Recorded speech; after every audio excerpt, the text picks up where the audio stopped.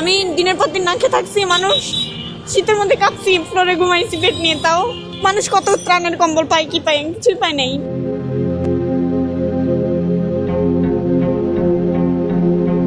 কি করবো, কিছু তো করে খেতে হবে। ভালোবাসা ছিল, প্রেম ছিল, খেয়ে চলে গেছে। মিরপুরের ব্যস্ত রাস্তার ফুটপাতে বসে আছেন এক তরুণী, ওজন মাপার যন্ত্র চালিয়ে জীবিকা নির্বাহ করছেন। তার নাম আফিয়া, বয়স মাত্র 17 বছর। পাশে 1 বছরের ছোট্ট শিশু প্রিন্স। সন্তানকে কুলে নিয়েই প্রতিদিন রোদ বৃষ্টি ঝড়ের সঙ্গে লড়াই করে চলছে তার জীবন। আমি ব্রাশ বিক্রি করি, এর পাশাপাশি খেলনা, ব্রাশ। ও যখন পেটে ছিল তখন টিউশনি করতাম।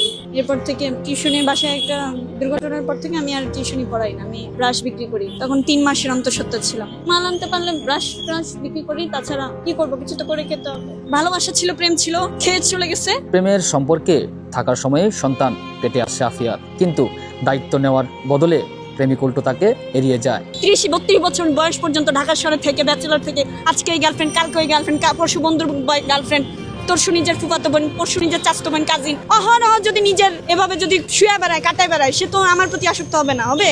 সে জানে সে পুরুষ, সে যেখানে ইচ্ছে সেখানে তার জৈবিক চাহিদা মিটাইতে পারবে। যাদের সাথে এগুলো করে নিয়ে আসছে ভাবছে তাদের মতোই আমি তো তাদের মতো না। আমাকে বলছে বাচ্চা নষ্ট করতে, আমি করি নাই। আমার সন্তান আমি জন্ম দিচ্ছি, বাচ্চা নষ্ট না করলে তারও থাকতো আমার সাথে, লিভ টুগেদার থাকতো, আমার সাথে প্রেম করে বেড়াইতো। শেষ পর্যন্ত পুরোপুরি ফেলে রেখে চলে যায়।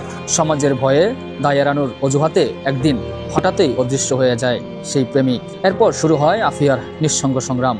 নিজের বন্ধু বান্ধব বলেন, সবার কাছ থেকে ছিচি পাইছি, শুধু ছি। এই অবস্থা। ক্লাসমেটরা মিরপুর কলেজে পড়ে, আসতে যাইতে আমাকে থুতু মারে যখন আমি অন্তঃসত্ত্বা অবস্থায় কি করতাম। তো শ্বাসকষ্টের জন্য সবসময় নিকাব পড়তে পারি না, তখন করতাম, তাও চিনে ফেলতো, কারণ ওদের সাথে একসাথে পড়াশোনা করছি। স্বাভাবিক চিনবে। আপনি আপনার যে একটা ক্লাসমেটের সাথে 5 বছর পড়ছেন, ওরা দেখলে আপনি চিনবেন, আরে এটা রফিক না, এটা শফিক না, স্বাভাবিক। তাও মুখ লুকিয়ে রাখছি। যারা 10-20 টাকা করে বয়ফ্রেন্ড পালতো, তারা দেখি আজকে বিদেশি জামাই নিয়ে ভালোই আছে, তারা আজকে বিজনেসম্যান স্বামী নিয়ে, অথচ তাদের তলাই নাই, তারা ভার্জিনই ছিল না। আর আমি ভালো পথে থাইকাও আমার কপাল আজকে এই পরিণতি। মা বাবা, আত্মীয় স্বজন কেউই এগিয়ে আসেননি, কেউ তার খোঁজ নেননি, কেউ তার সন্তানের মুখের খাবারের দায়িত্ব নেয়নি।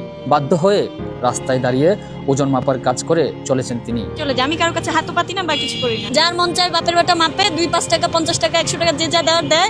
যার মন চায় আমি সারাদিন, কোনোদিন 50 টাকা নিয়েও বাসায় যাই, কোনোদিন 100 টাকা নিয়ে, কোনোদিন খালি হাতে বাসায় যাই। তরুণ বয়সে স্বপ্নগুলো ভেঙে গেছে অনেক আগেই। এখন তার একটাই লক্ষ্য, প্রিন্সকে বাঁচানো, তাকে মানুষ হিসেবে দাঁড় করানো। ফুটপাতই তার কর্মস্থল, সন্তানের হাসি তার শক্তি, আর সমাজের অবহেলা তার প্রতিদিনের বাস্তবতা। আফিয়ার গল্প আমাদের সমাজের এক ভয়াবহ বাস্তবতার প্রতিচ্ছবি, যেখানে একটি মেয়ের জীবন সংগ্রাম শুরু হয় তখনই যখন সবাই তার পাশে থাকা উচিত ছিল। তবুও থেমে নেই আফিয়া, সন্তানকে বুকে জড়িয়ে এগিয়ে চলছেন কঠিন পথের দিকে, প্রতিদিন নতুন আশায়। ক্যামেরায়